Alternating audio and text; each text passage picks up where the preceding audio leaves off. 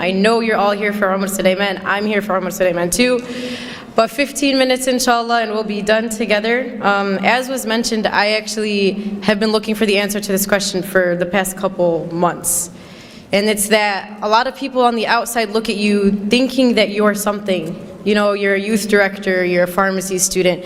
I'm sure many of you are MSA members, you lead things in your masjid, you're in Islamic organizations, you just graduated from college and now you're a doctor, or you're an engineer, or you're a teacher. You just grew a beard and now people are calling you sheikh. You just wore the hijab and people are calling you sheikha. And you know, sometimes it's kind of hard to reconcile the fact that all of these people are looking at me thinking that I am something, attributing the status to me, you know, thinking in their mind that I am superhuman, or thinking in their mind that I'm angelic, or thinking that I'm better than them.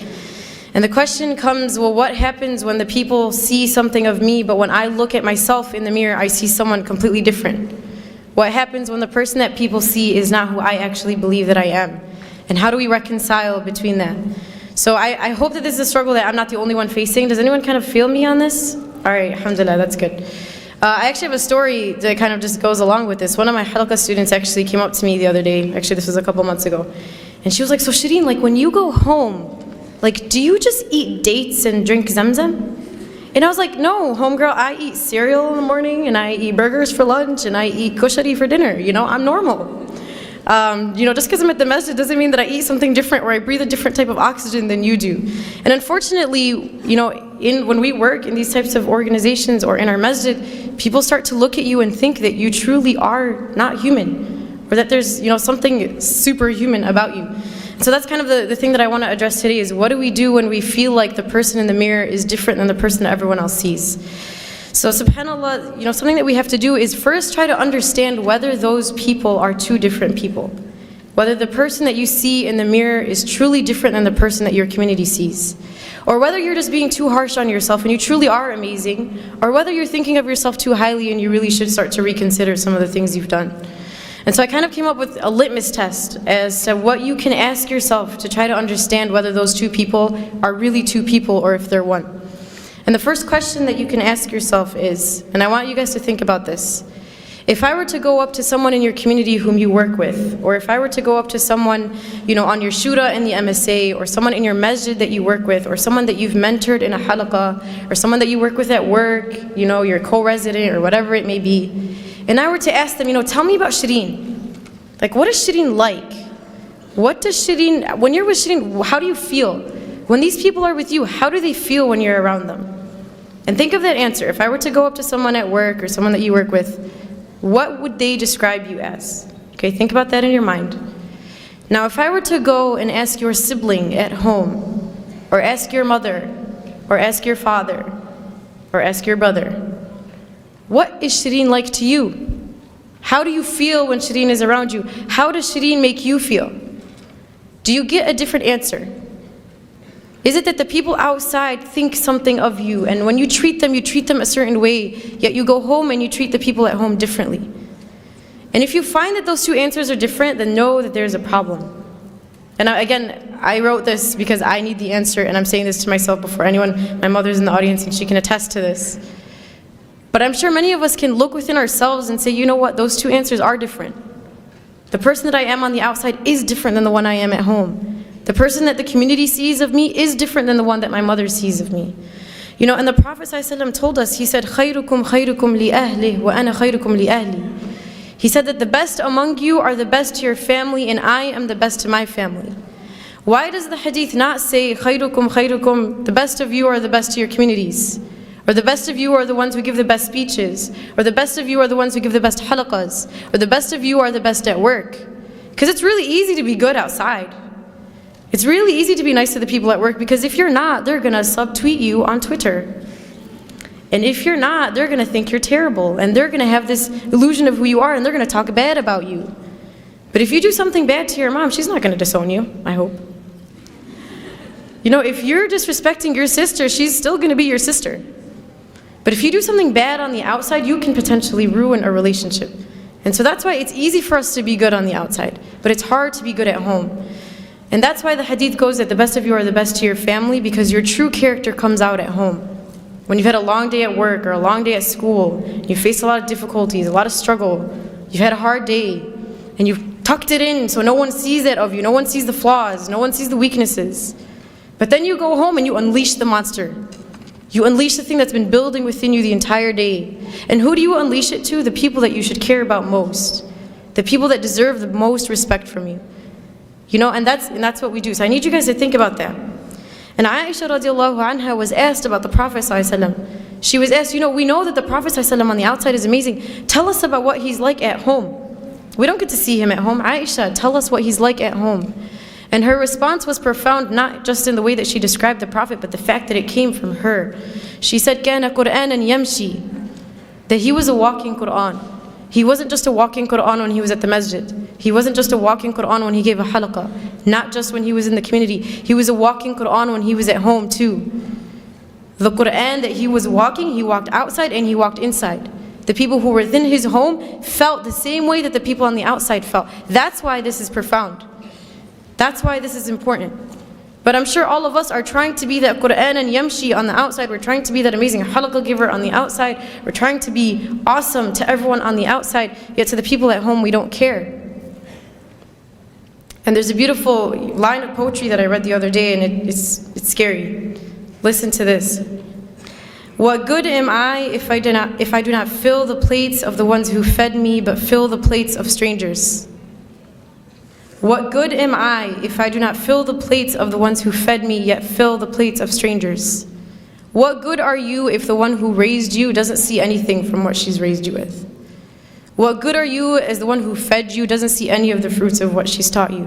The one who spent her blood, sweat, and tears on you for 20, 30 years. And the one who is the reason as to why you are who you are today.